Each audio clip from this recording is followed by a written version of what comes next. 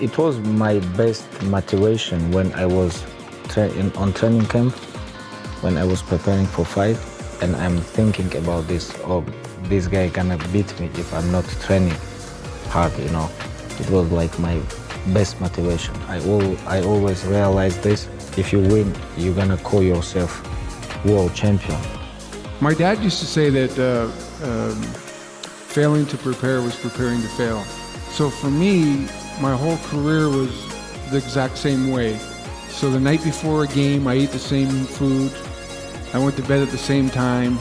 I got up, I ate the same breakfast. So the routine and the preparation, some people call it superstition, but it's a routine. Like in hindsight, it seemed like a struggle, but at the time, I was still getting to do what I loved. And so it wasn't about the cashing in, or it wasn't about the perks. And they get really tired and they get really, stressed out. And I had to really take all that energy, put it in a paper bag, so to say, and throw it away.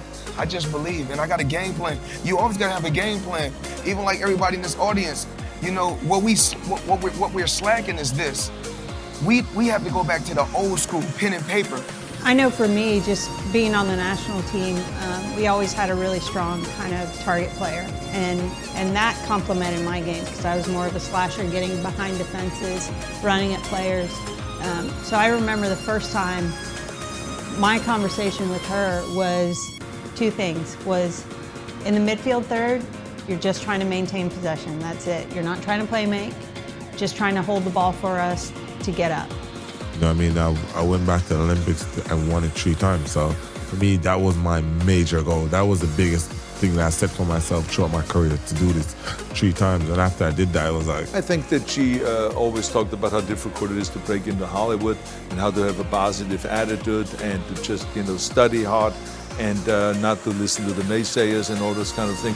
And the most amazing thing about Lucille Ball was, as tough as she was really a sweetheart.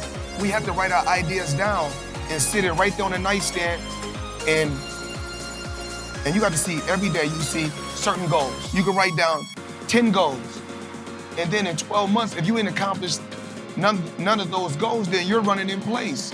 I never thought like I was sacrificing anything or doing something different.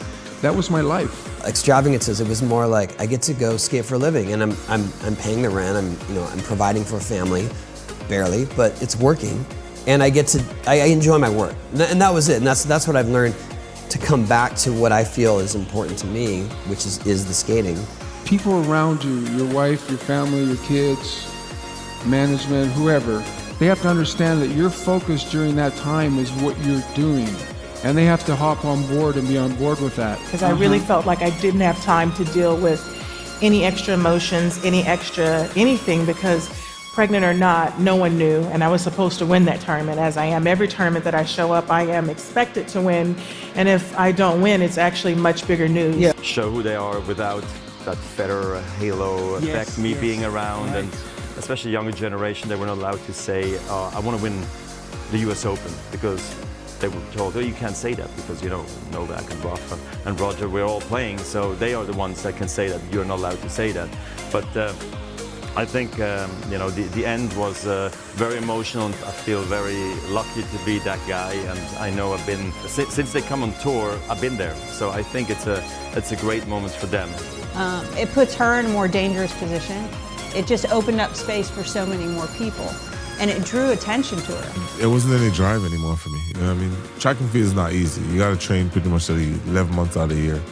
I say that all the time to people. I was like, yo, East Coast cats, we just do better out west because we're coming with that grit. Because it's cold, because we deal with snow, we have to deal with people on a day-to-day basis on the trains and subways and buses and just walking through the streets of New York. It's a different grind. And LA's, it's a little bit more laid back, you know what I'm saying? Yeah. It does have an effect on your ambition sometimes out there. And for me, just coming from where I come from, bro, and just understanding that, man, I'm built different. I didn't want to do anymore, you know what I mean? My sponsor offered me a lot of money to stay on, but for me, there was no drive to continue. And money does drive you, but for me, it wasn't something I wanted to do. I training nighttime, I go home, and I was like, no, it's not enough 2 times. I have to go 1 more time. And sometimes 12, 11 p.m. Sometimes I was going I remember like to the training, I train 3 times in the day, come home, okay. Let everybody know, think sometime, who are you? Be in touch with who you are, because trust me, if you don't, at this stage, get in touch with who you are and get to know this person, who this is, I think it's a wasted life. Who are you? Where have you come from? Why are you here? What is your purpose? Really, who am I? I'm just somebody, my mother and father, my father and mother was just horny one night, boom, and I came up. It wasn't that they love each other, it wasn't love. They wanted to fuck and I came out, and what the hell happened? What was that purpose for? Who was the first man? Where was he at? What year was he born? Before Christ, after? Who was the first me? Who's my first nose come from? Where did I come from? The first person. I'm just focused, I'm just committed. You know when you say to yourself, right, you know what you've got to do, right? We all know what we've got to do. We say to ourselves, I should do it this way, or I should do this. And when you don't do that, and then you carry on, you feel, you know, like I always say, doubt is removed by action. So if you're not working, then that's where the doubt seeps in. So I knew things I should have been doing and things I shouldn't have been doing, and I still did them and didn't do them, if you get me. But now I'm listening to myself, and I followed my internal instruction, and it's just given me more passion and more focus and more drive, and I'm doing what I feel I need to do, and it feels good. I always wanted the first male of my lineage, the first male of this lineage, whoever named, he probably wasn't even a black guy. The first one, you know what I mean, that turned me into this. Originally, after all those millions of years, hundreds of millions of years, I came out like, oh, nobody knows anything. We don't know who we are.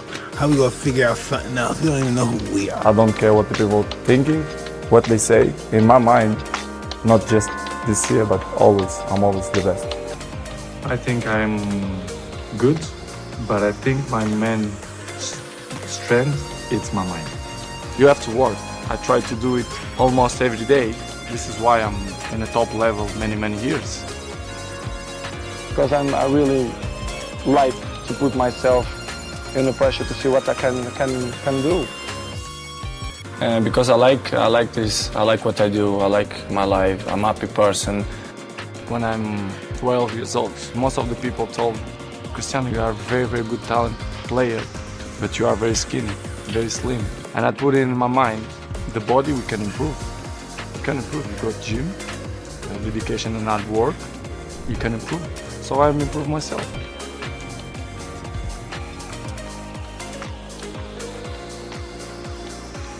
He made all of those millions. Oh, there's his son over there. There's in here. What I'm trying to say, I can earn enough money in 5 years if I invest it and put it up right to take care of my grandchildren.